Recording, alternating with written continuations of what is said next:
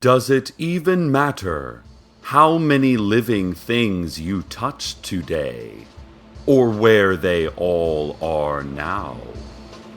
Welcome to Night Vale.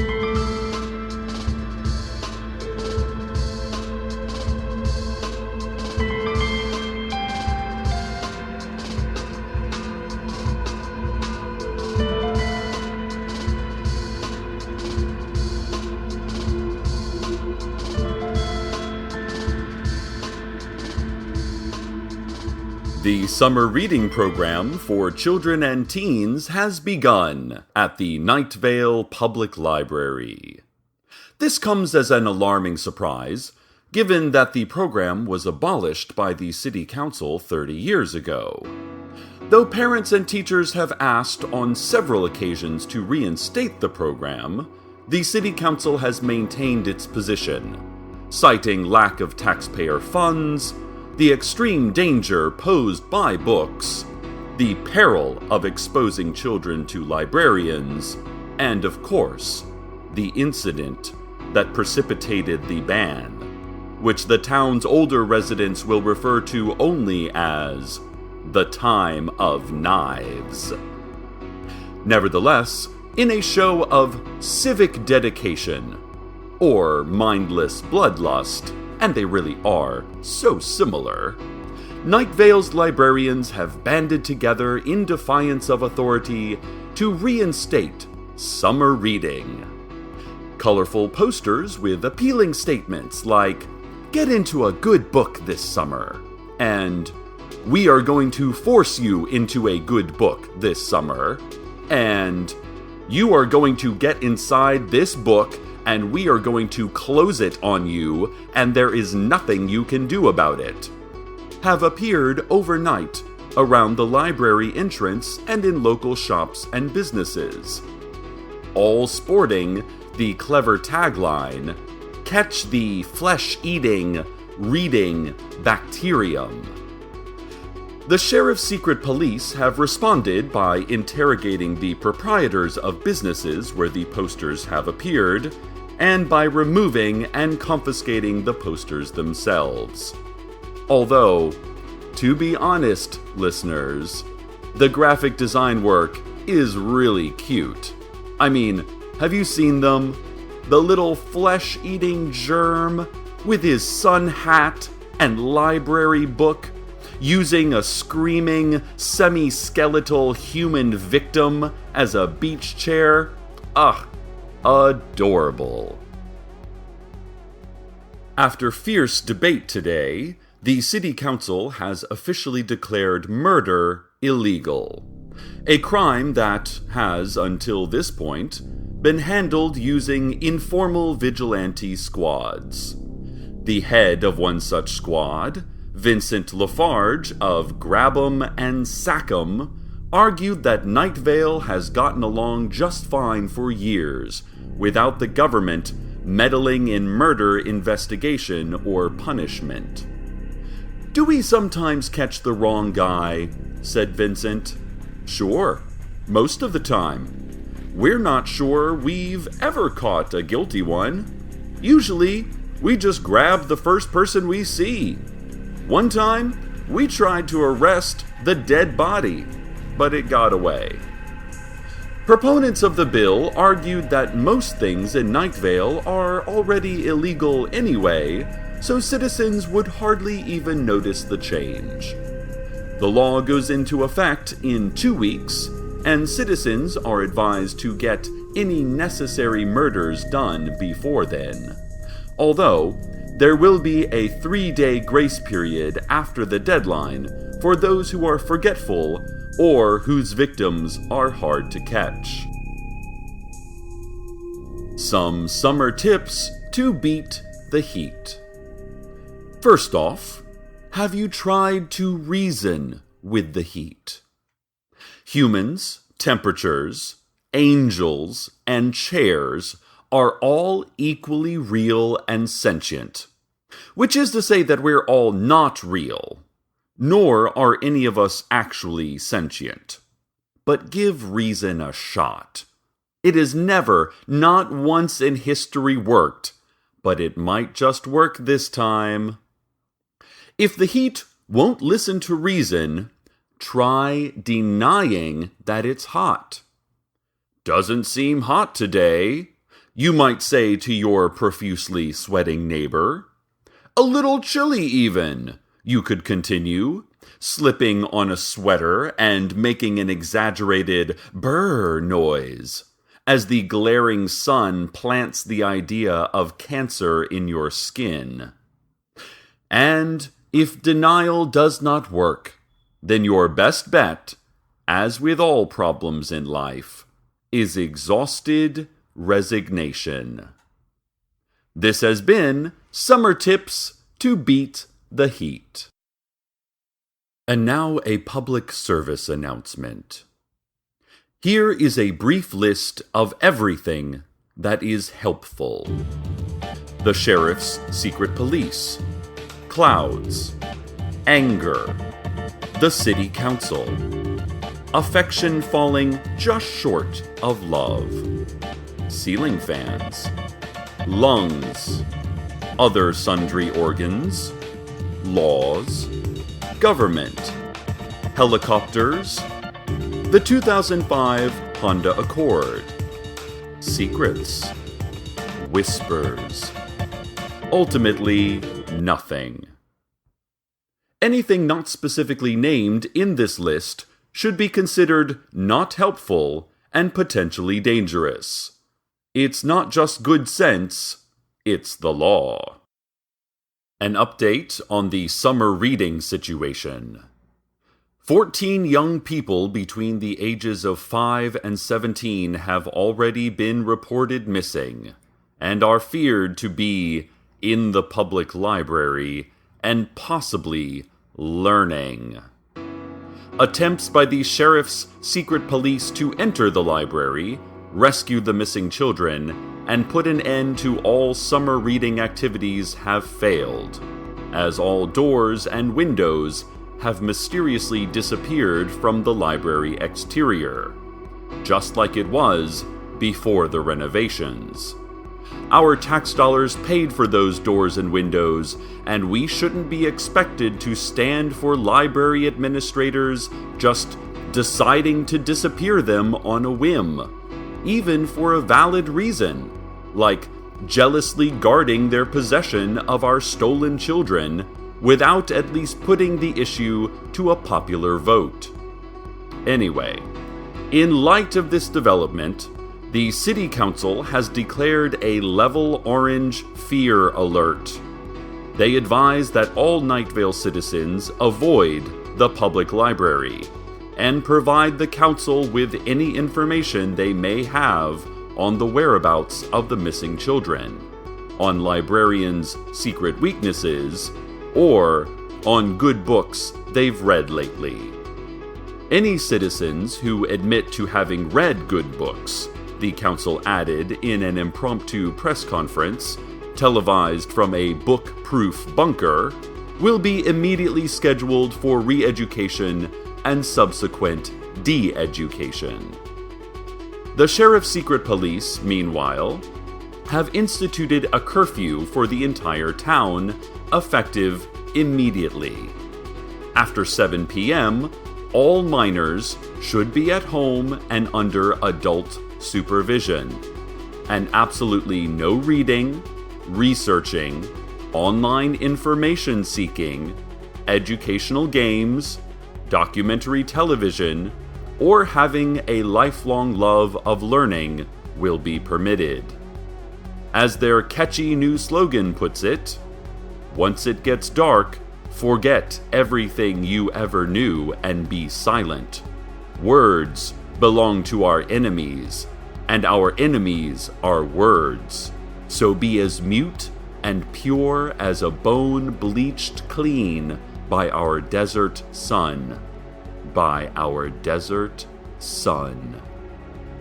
The police have also stated that any Night Vale citizen encountering a librarian, an entity suspected of being a librarian, or any excessively organized and helpful individual with a working comprehension of information systems is encouraged to shoot on sight. They also added that this goes for teachers as well, since, what the hell, as long as we're at it. We'll have further updates on this story as it develops. And now a word from our sponsors. Congratulations! You are eligible for a free 30-day trial. This free 30-day trial comes with everything you need, including a free arrest, free charges, free arraignment, and free conviction. Guaranteed. Shipping and handling not included. Defense lawyer also not included. We have you surrounded. The more you struggle, the worse it will be for you.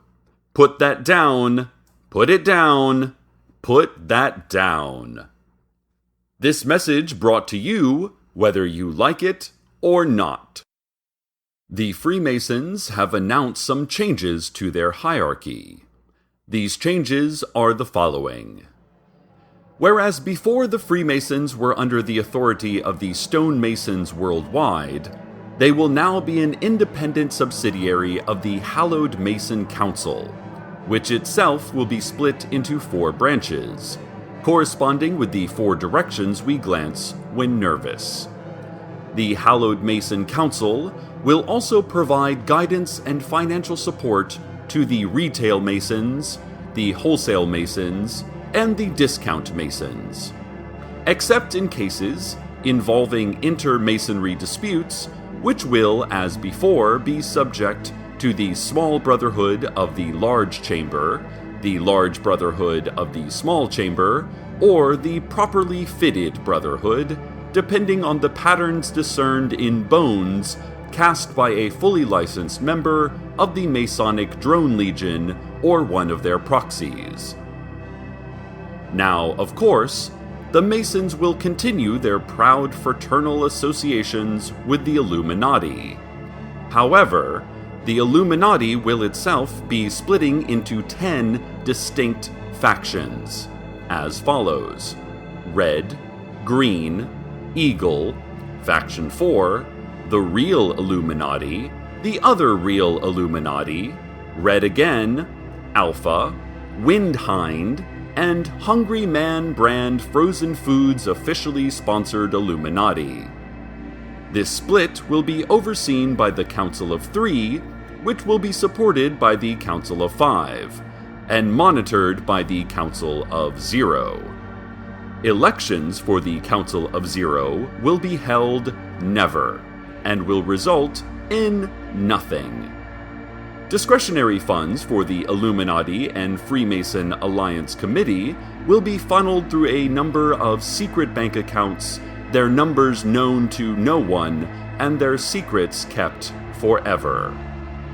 All of this is in accordance with the General Secret Agreement of the General Secret Alliance of the General Secret Community, representing all brotherhoods and organizations obscure and hidden, including the Harpoon League, the Flying Cape, the 6 Ancient Truths, and the Dental Underground. The Freemasons would also like to remind you that none of this may be known to you, and that they are only telling you this to demonstrate your fragile mind, which barely parsed the words as they were spoken, and have already forgotten the secrets contained just moments later. You will never know anything, and you will not even know that. Breaking news. Despite the best efforts of the sheriff's secret police and citizenry, we have received confirmation that over 100 children and adolescents have disappeared from their homes, beds, part-time jobs, or summer forced labor camps, and are now presumed to be inside the Night Vale Public Library and subject to the summer reading program. Unfortunately, it is my sad duty to announce that this includes Intern Paulo. a high school junior who's been helping to organize the radio station archives over the summer months. To the parents and family of Paolo, our hearts go out to you in this time of fear and uncertainty, as in all other times of fear and uncertainty, which is all of them, really. May you find comfort in the knowledge that, though your son may have been lost in a library, at least he, unlike many of his peers, actually went inside one of those at least once. The situation has... Wait. Hold on just one moment. I beg your pardon, listeners, but I've just received alarming news. An alert citizen has called in to report inhuman shrieking, thick, meaty sounds, and a coppery, rotten smell of gore and viscera coming from the now sealed and impenetrable Night Vale Public Library, which are, of course, all fairly standard elements of the summer reading program as described in the library director's original proposal. Painful though it may be, it seems that all we can do now, as so often in our dull, blinkered lives below a microcosm of horror and beauty, is wait. Wait and hope, and know that our hopes are immaterial and powerless, and our wishes will go unheard by the indifferent multitude of stars, if indeed they, the stars, are even real. But there are still some comforts that remain to us while we wait. Small, shining baubles to distract us from the endless march of time towards events we have no control over and outcomes we never imagined. And so, ladies and gentlemen, I give you the weather.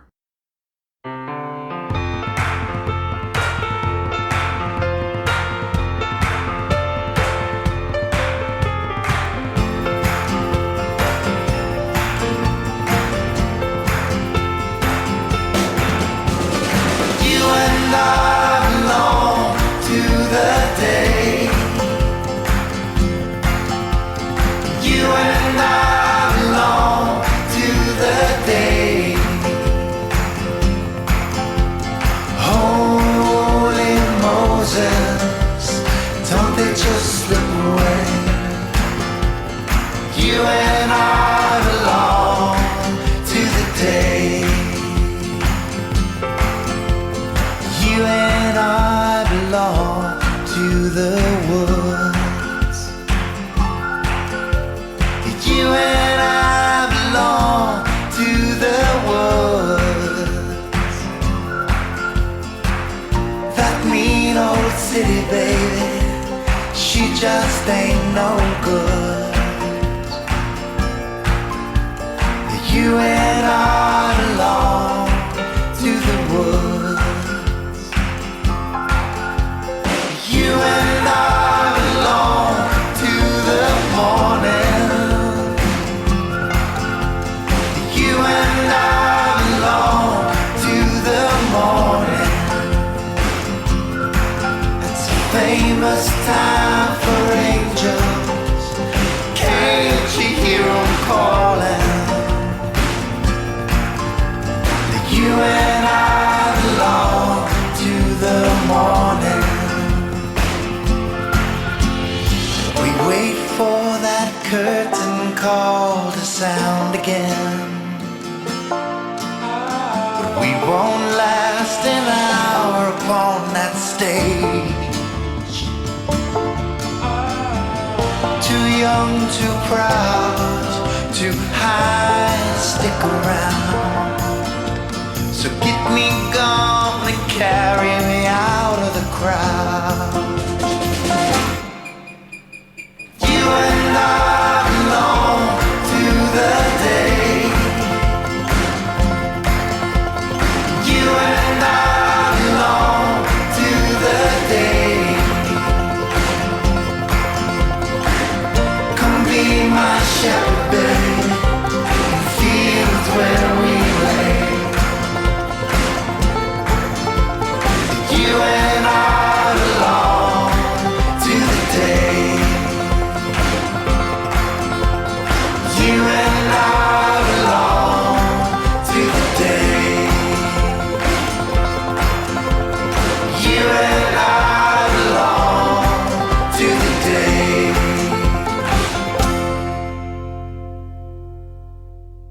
This just in, listeners.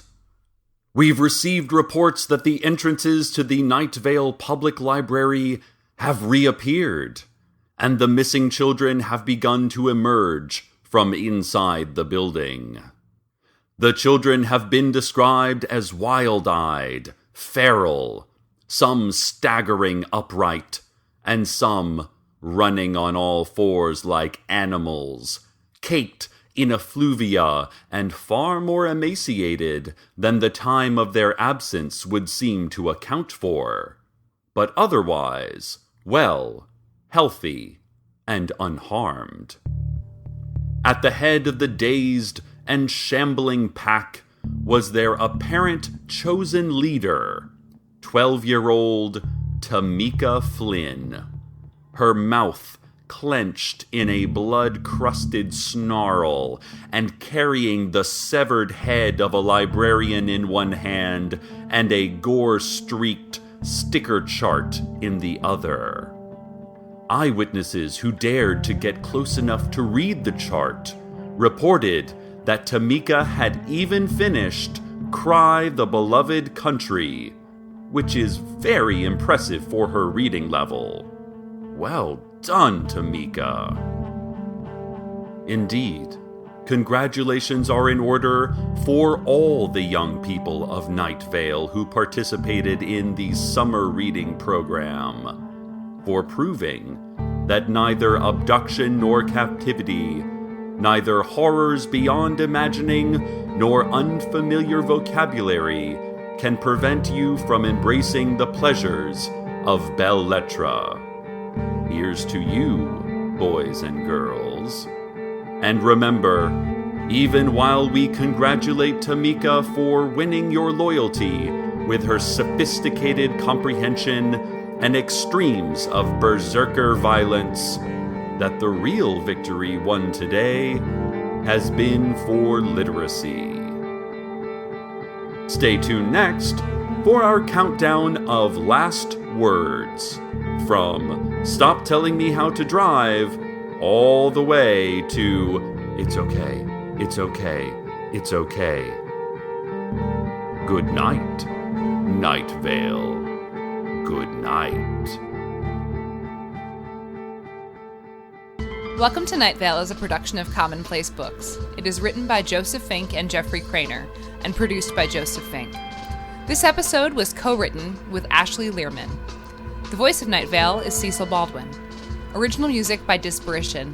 All of it can be downloaded for free at disparition.info. This episode's weather was You and I Belong by Simone Felice. Find out more at simonefelice.com.